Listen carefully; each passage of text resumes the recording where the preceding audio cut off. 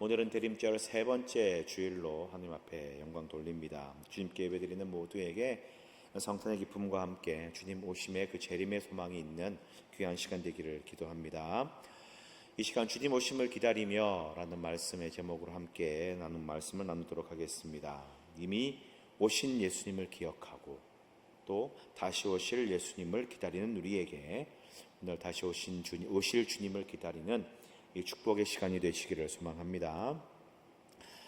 여러분, 한국 사람들의 특징을 여러 이렇게 매스컴이나 여러 이 매체들을 통해서 듣잖아요. 여러 가지 특징들이 있는데 가장 생각나는 특징 중에 하나가 빨리빨리, 그죠? 빨리빨리라고 하는 그런 이 생각이 듭니다. 빨리빨리, 뭐든 빨리빨리 하고 급하고 또 다 이렇게 서둘러서 진행하는 것이 한국 사람들의 특징이다라고 합니다. 한국 사람들은요, 빨리빨리 뭐든 빨리빨리 하는 것을 좋아합니다. 외국인들이 한국에 와서 가장 실감하고 체험하는 거, 가장 놀라운 것들 중에 하나가 바로 이 한국의 빨리빨리 문화라고 합니다. 가장 먼저 배우는 단어가요, 빨리빨리래요. 빨리. 그게 이제 뭐 단어 자체를 배운다는 게 아니라 그 단어가 가지는 의미가 있잖아요. 그 의미를 가장 빨리 체감하고 느끼는 것이 빨리라고 하는 단어다라고 합니다. 한국에서는 모든 것들이 아주 빠르게 진행이 됩니다. 외국인들은 그런 우리나라의 속도에 대하여서 굉장히 놀라곤 합니다. 특히 어떤 물건을 AS를 받잖아요. 가전제품이라든지 뭐 휴대폰, 뭐 청소기, TV 같은 이 가전제품 같은 거를 수리받을 때 외국 같은 경우에는 뭐 짧게는 일주일, 많게는 한 달, 몇 달이 걸리는 경우도 있다고 하더라고요. 그런데 우리나라는 웬만하면 한두 시간 안에 다 모든 서비스가 끝나고 길어야 일주일을 가지 않는 것 같습니다. 네. 택배 같은 경우도 그러잖아요. 요즘은 밤에 주문해도 다음날 새벽에 이렇게 택배가 도착을 합니다. 뭐 당일 오전에 주문하면 그날 오후에 받는 그런 경우도 있더라고요. TV 프로그램 중에 그 외국인들이 한국에 처음 놀러 와가지고 여행을 다니면서 이렇게 경험하는 그 경험을 이렇게 방영해 주는 그런 프로그램이 있는데 하나같이 가장 놀라는 게 빠르게 일이 진행되고 정말 신속하게 처리되는 모든 일들을 보면서 그렇게 놀랄 수가 없다라는 것이요. 이처럼 한국 사람들의 대표적인 특징 중에 하나가 빨리 하는 것입니다. 자, 근데 이 빨리 문화가요, 그냥 일상생활뿐만 아니라 여러분 우리 신앙생활에도 그대로 적용되는 거 아십니까, 여러분? 자, 여러분 제가 질문 한 가지 드리겠습니다.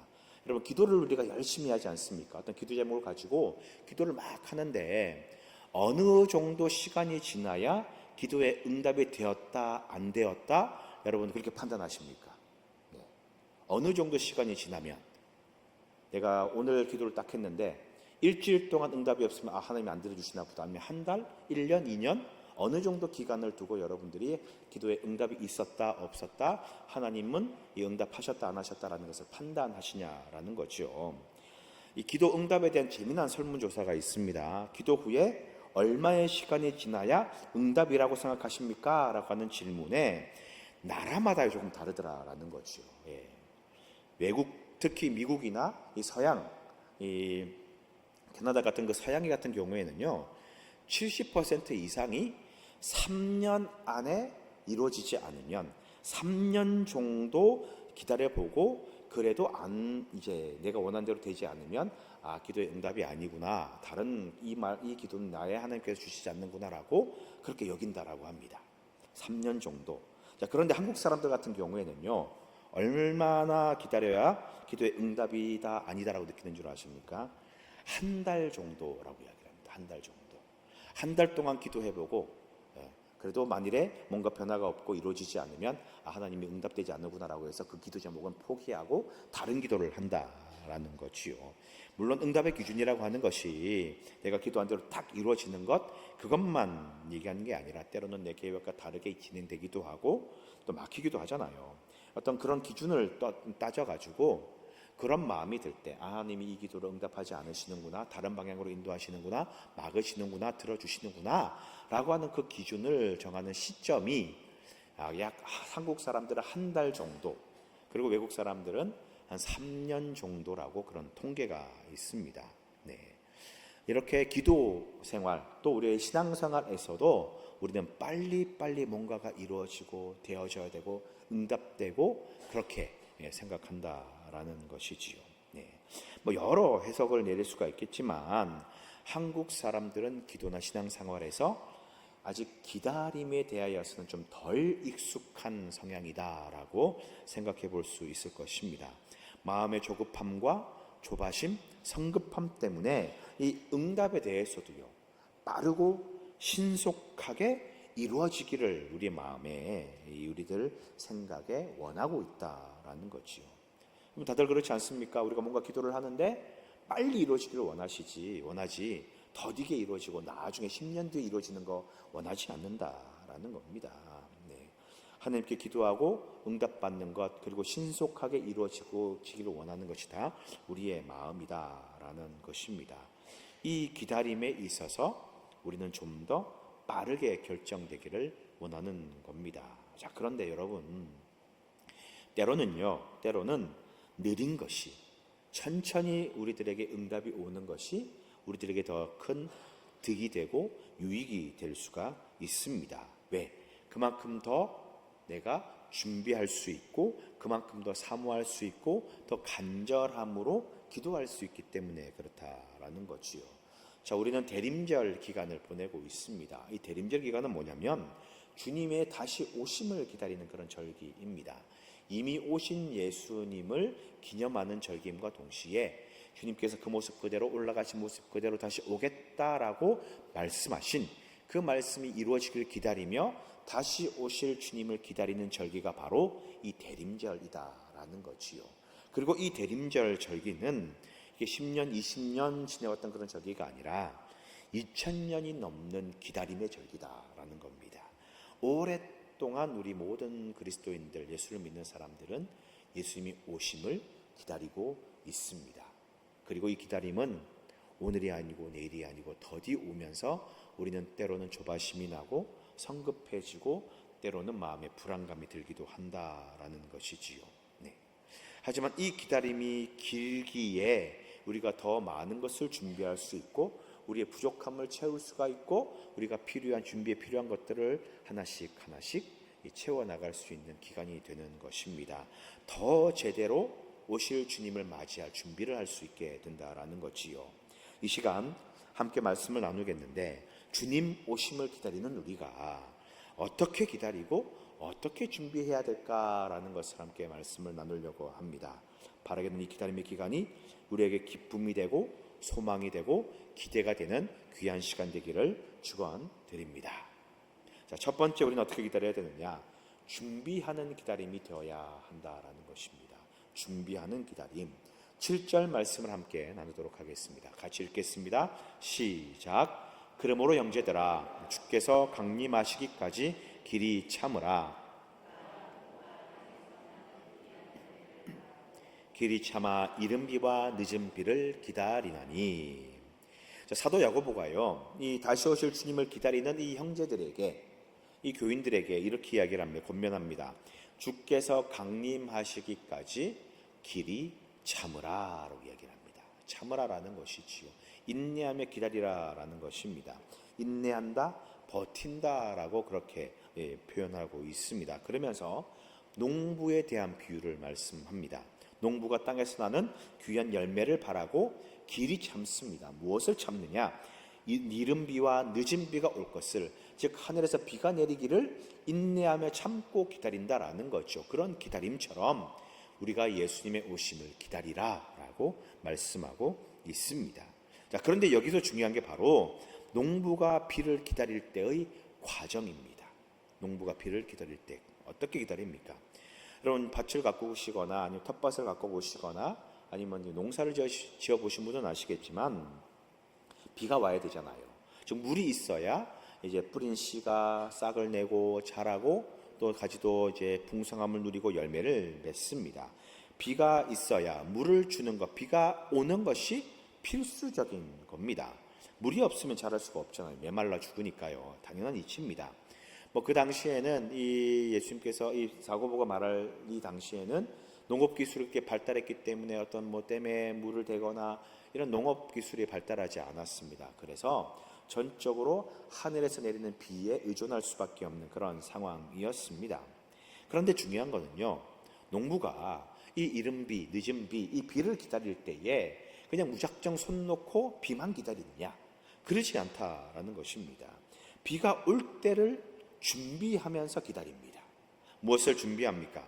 굳은 땅을 깨부수고 밭에 있는 이 돌들을 제거하고 자갈을 다 제거하고 가시나 엉겅퀴나 더러운 것들, 잘못된 것들, 씨가 뿌리를 내리고 자라는 것에 방해되는 모든 것들을 제거하는 작업을 비를 기다리며 한다라는 것이지요. 그리고 잘 정리되고 기경된 그 땅에 씨를 뿌립니다. 씨를 미리 뿌리고 자라날 수 있도록 땅을 다지고 비가 늦게 오면 가끔씩 물도 뿌려주면서 이 씨가 죽지 않도록 계속 다지고 준비하는 이 작업들을 농부가 비가 오기를 기다리면서 한다라는 것이지요. 즉 농부는 비를 기다리지만 그 기다림의 과정에서 무엇을 합니까? 준비하는 겁니다. 비가 내렸을 때에 비가 올 때를 준비하고 비를 맞이할 그 준비를 하고 있는 것입니다. 땅을 준비하고 땅의 상태를 정리하고 씨를 준비하는 등 비가 와서 제 역할을 할 수 있도록, 비가 내려와서 충실히 씨앗에 스며들고 땅에 스며들어서 결국에는 열매 맺을 수 있도록 그렇게 비를 맞이할 준비를 하는 거다라는 거죠. 이게 농부가 비를 기다리는 자세입니다. 마찬가지입니다. 주님의 오심을 기다리는 우리는요, 농부가 이 비를 기다리는 것처럼 땅을 개간하고 다지고 정리하고 또 씨를 미리 뿌려서 비가 왔을 때에 그 씨가 비를 잘 흡수할 수 있도록 그렇게 준비하는 것처럼 우리는 주님의 오심을 미리 준비하고 기다려야 된다는 것이지요. 무엇을 준비해야 되느냐 그러면 이 농부가 씨를 준비하고 땅을 준비하는 것과 같이, 그렇다면 우리는 무엇을 준비해야 됩니까? 여러분, 열매 맺기 위하여 준비한다라고 그렇게 표현을 합니다. 여러분, 열매는 어디서 맺힙니까? 나무에서 맺히잖아요. 나무는 어떻게 생겨납니까? 나무는요, 가지에서 열매가 맺힙니다.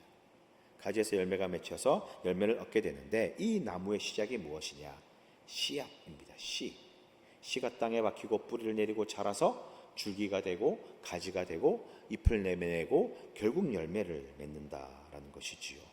여러분, 열매를 맺기 위해서 우리가 준비해야 될 것은 씨앗입니다. 씨를 준비해야 됩니다. 우리 마음이라고 하는 땅에 씨앗을 심는 거지요. 그리고 그 씨앗이 제대로 뿌리 내릴 수 있도록, 비가 왔을 때에 제대로 뿌리 내리고 자랄 수 있도록 우리의 마음밭을 정리하는 겁니다. 걸려 넘어질 돌멩이를 다 걷어버리고 돌멩이들 바위덩이를 깨부수고 드러내고 가시나 엉겅퀴를 다 제거하고 그렇게 뿌리 내리고 자라날 수 있도록 마음의 밭을 정리하는 거다라는 거지요. 즉 주님의 오심을 기다리는 우리들은 준비하며 기다려야 되는데 그 준비가 씨앗과 땅을 준비하는 겁니다. 이 씨는요 바로 믿음이요 우리의 말씀이다라는 거지요. 이 씨앗이, 이 말씀이, 이 믿음이 우리 밭에 떨어져서 마음에 떨어져서 잘 자라날 수 있도록, 그리고 주님께서 오셨을 때에 놀라운 열매 맺을 수 있도록 우리는 준비해야 됩니다. 우리 마음에 복음이라는 씨앗이 자리 잡을 수 있도록 준비하는 기간이 바로 주님 오심을 기다리는 기간이 되는 것입니다. 사랑하는 성도 여러분, 예수님께서 다시 오실 그때에 우리 마음에 뿌려진 이 믿음의 씨앗이 잘 자라고 성장하며 열매 맺을 수 있도록 여러분 복음의 씨앗과 좋은 마음밭을 준비하시기 바랍니다. 그래서 하는 예수님이 오셨을 때에 정말 놀라운 열매 맺는 우리 모두가 되시기를 주의 이름으로 축복합니다. 두 번째, 우리가 준비해야 될 것은 무엇이냐? 우리가 평안 속에서 기다림을 준비해야 된다는 거죠.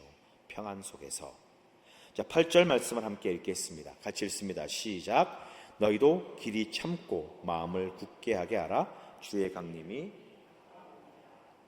자, 여기서 마음을 굳게 하다라고 표현을 하고 있습니다. 굳게 하다라고 하는 단어가 이 스테리조라고 하는 단어입니다. 스테리조. 여러분 스탠스, 스탠드 뭐 이렇게 이야기를 하잖아요. 이 단어의 어원입니다. 스탠드는 세우는 것, 이 받침이 되는 것을 의미합니다. 즉 이 말은 무슨 뜻이냐? 확고히 하다, 굳건하게 하다, 그리고 가장 중요한 뜻이 있는데요, 안정되게 하다라는 뜻이 있습니다. 안정되게 하다, 고정하여 흔들리지 않도록 안정되게 하다라고 하는 뜻입니다. 여러분, 우리가 주님 오심을 기다릴 때에 불안과 걱정과 초조함, 그 초조함 속에서 기다리는 것이 아닙니다. 우리는요, 평안함과 안정감 속에서 우리 주님을 기다려야 된다라는 거지요. 여러분, 가만히 생각을 한번 해보시기 바랍니다. 왜 걱정하십니까? 왜 두려워하시고 왜 불안해하십니까? 어떨 때 여러분 불안해하시고 걱정하십니까? 내가 뭔가 문제가 있거나 내가 뭔가 잘못을 했거나 그럴 때 여러분 불안하잖아요. 그럴 때 여러분 걱정되지 않습니까? 누군가를 내가 만나야 되는데 그 사람과 만나야 될 기다림이 있는데 그 사람을 만나는 것이 두렵고 걱정되고 불안합니다. 왜? 이유가 뭘까요? 그 사람에게 뭔가 잘못이 있거나 내가 뭔가 마음에 꺼리낌이 있을 때에 그때 불안과 초조함을 느낀다라는 거죠. 예를 들면 이런 겁니다. 한 아이가요, 집에서 잘 놀다가 지금 아빠가 아끼는 그림이나 화분을 깨뜨렸다. 여러분 가정 한번 해보시기 바랍니다. 그러면 이 아이의 마음이 어떻겠습니까? 아빠가 정말 아끼는 건데, 아빠가 소중하게 다루는 건데, 아빠 집에 들어오면 나 혼나겠구나. 불안하잖아요. 크게 혼날 텐데, 아빠 화 많이 낼 텐데. 그러면 아빠가 집에 오는 그 시간이 기다리는 이 아이는요, 그 기다림의 시간이요, 정말 불안한 시간이 됩니다. 걱정되고 초조한 시간이 되는 거죠. 두려움 속에서 아빠를 기다리는 겁니다. 그리고 아빠가 왔을 때에 이 아이는요, 이 불안과 초조함 때문에, 걱정 때문에 아빠를 맞이하러 못 나온다라는 거예요. 왜 걱정되니까, 죄를 지었으니까 아무리 치킨 들고 싸들고 들어가도요 못 나옵니다. 왜? 걱정되니까. 무엇 때문입니까? 지은 죄 때문에 그래요. 여러분, 지은 죄가 있으면 불안해요. 죄가 있으면 초조합니다. 걱정됩니다. 두렵습니다. 우리 안에 죄가 있으면 주님이 오셨을 때 모든 죄인들을 심판하시고 이 모든 죄 문제가 해결된 자들만 구원한다고 하시는데, 내가 죄가 있고 내가 어려움이 있고 문제가 있으면 우리 주님 오시는 날이 두려워지고 걱정되게 되는 것이지요. 여러분, 성경에도 그렇게 말씀 나오지 않습니까? 우리 아담과 하와, 여러분 기억하시죠? 정말 평온하게 잘 살아가다가 하나님께서 말씀하셨던 선악과를 먹는 순간 어떻게 됩니까? 하나님이 그들을 찾았을 때에 그들이 부끄러워서 죄를 지었고 하나님 앞에 나올 수 없는 상태가 되어서 하나님의 낯을 피하였다라고 그렇게 성경을 기록하고 있습니다.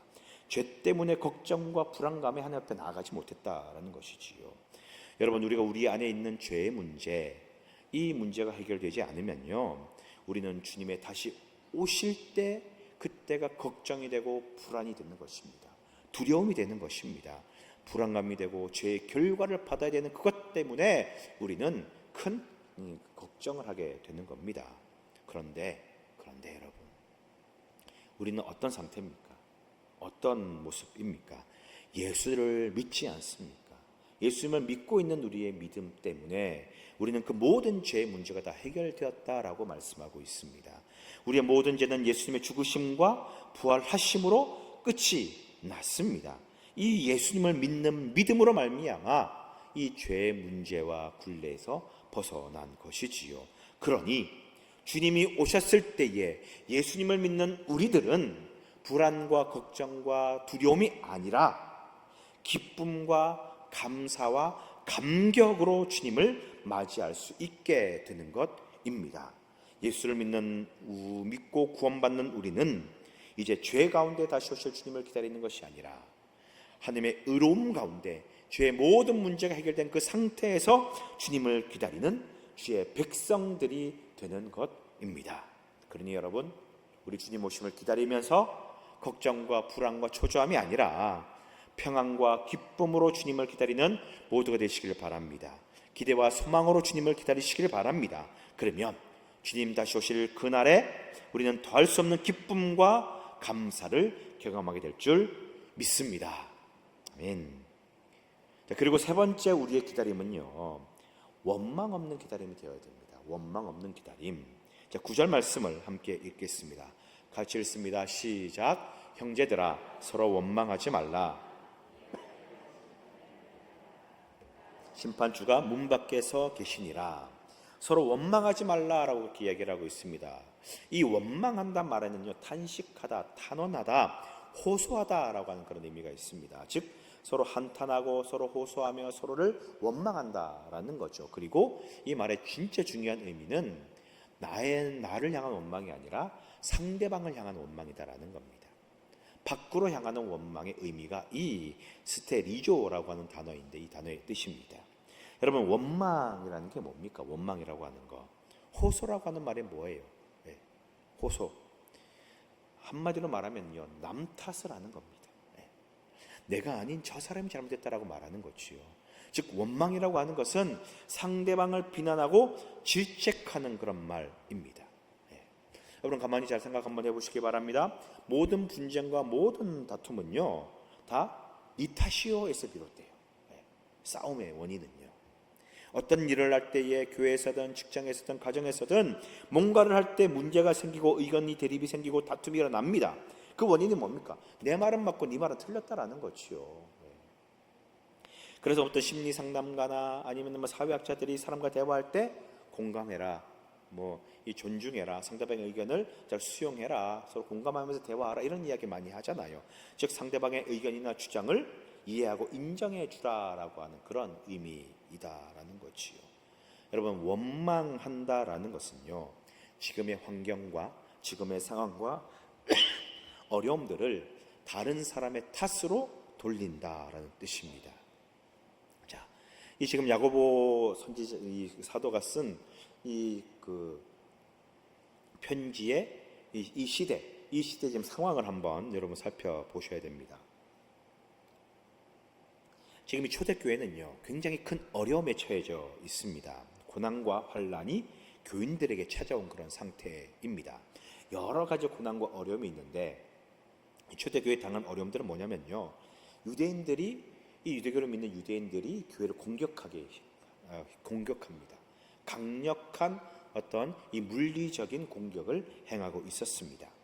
거기에다가 더군다나 로마 정부는 이 그리스도인들을 이단으로 규정하여 강력한 핍박과 압제를 퍼붓고 있는 그런 상황이었습니다.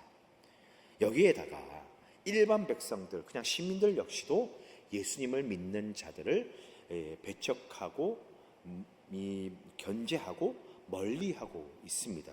나라가 교회를 핍박하니까요, 백성들 역시도 자연스럽게 경계할 수밖에 없는 거지요. 왜? 고발하면 포상도 주고, 함께 어울리면은 치리도 이 벌도 주고, 그러니까 당연히 멀리할 수밖에 없는 거지요. 그런 핍박과 어려움 속에서 예수님이 다시 오시면 모든 문제가 다 해결될 건데, 그 주님을 기다리고 있는데, 이 다시 오시겠다, 곧 오겠다라고 말씀하신 주님은 1년이 가도 2년이 가도 10년이 가도 오지 않습니다. 더디 옵니다. 그 주님을 기다리고 있는데, 그렇게 같이 기다리던 신앙의 동료들, 가족들이 먼저 세상을 떠나게 되고 죽음을 맞이하게 되고, 또 끌려가서 죽임을 당하게 되고, 계속 어려움 속에서 힘들어지고 이 고난과 어려움의 연속이 되니까 이들 마음 가운데 불평과 불만이 터져나오기 시작합니다. 네. 어떤 불만이냐?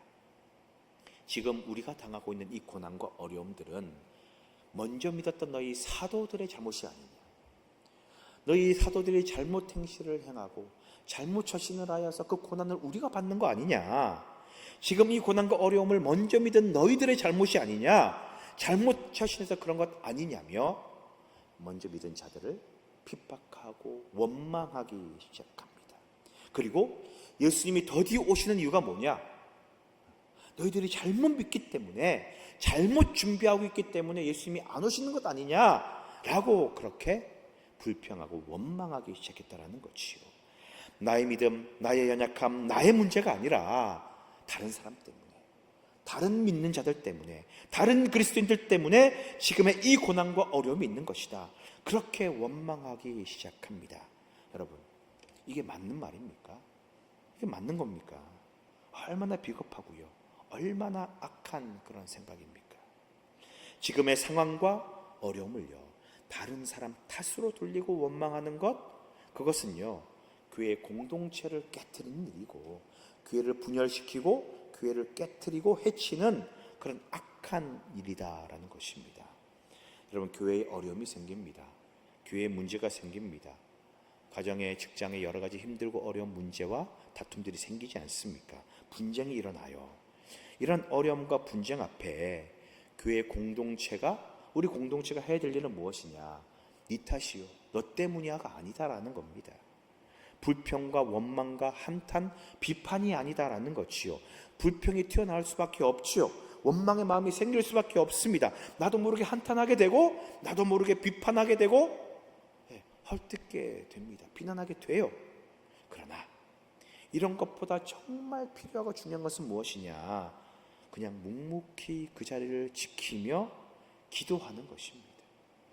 여전히 예배 자리에 나와서 예배 드리는 것이 필요하고, 해야 될 사명을 묵묵히 지켜나가는 본분을 다하는 자세가 필요하다라는 것입니다. 10절에 이렇게 말씀합니다. 같이 한번 읽겠습니다. 시작. 형제들아,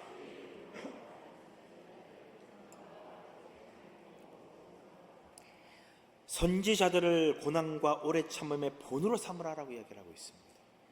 여러분, 구약에 말하고 있는 선지자들 이야기를 합니다. 사무엘, 이사야, 예레미야, 다니엘, 미가, 하박국, 스바냐 등등등 많은 선지자들이 성경에 기록되고 있는데, 이 선지자들이 어떤 모습으로 살아갔느냐라는 것입니다. 성경에 나오는 모든 선지자들은요, 모든 환난과 고난과 어려움과 자신을 향한 핍박과 공격 속에 불평과 원망을 하지 않았습니다. 혹 불평을 하더라도 원망을 하더라도 하나님 앞에 했지, 결코 공동체 앞에서 사람들을 향한 원망을 내리지 않았다라는 것이지요. 하지만 그렇게 불평과 원망이 아니라 주신 그 사명을 따라 끝까지 그 자리를 지키며 선지자의 사명을 다하며 묵묵히 인내하며 그 자리를 지켜나갔다라는 겁니다. 그래서 그 사명을 완수할 수 있었습니다.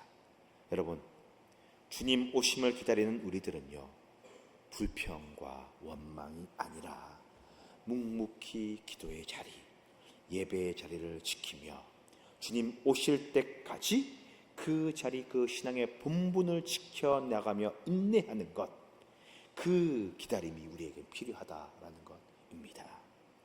우리 사랑하는 성도 여러분, 우리는 주님의 오심을 기다리는 사람들입니다. 묵묵하게, 때로는 내 마음에 들지 않고 내 마음에 어떤 여러 가지 어려움들이 있더라도 불평과 원망이 아니라 늘 그 자리에 기도하며 묵묵히 해야 될 사명을 감당하는 우리 모두가 되어서 주님의 오심을 기쁨으로 기다리는 우리가 되시기를 주의 이름으로 부탁을 드립니다. 자, 사랑하는 성도 여러분, 우리는 주님의 오심을 기다리는 사람들입니다. 그냥 기다리는 게 아닙니다. 우리의 기다림은요, 준비하는 기다림이 되어야 됩니다. 우리 안에 복음의 씨앗인 믿음을 준비하고 잘 가꿔진 우리의 마음밭을 준비하시기 바랍니다. 또한 걱정과 불안이 아니라 평안과 기쁨 가운데 소망을 가지고 주님을 기다리시기 바랍니다. 무엇보다 원망이나 불평이 아니라 기도의 자리, 예배의 자리, 내가 해야 될 그 사명의 자리에서 묵묵히 마음을 다스리며 주님을 기다리시길 부탁을 드립니다. 이런 기다림 속에 우리 주님께서 다시 오실 그때에 우리는 놀라운 구원의 은혜와 큰 기쁨을 누리게 될 줄 믿습니다. 주님의 오심을 기다리는 우리 모두가 되어서 주님의 오신 그날에 영광스럽게 주님과 만나는 우리 모두가 되시기를 주의 이름으로 축원드립니다.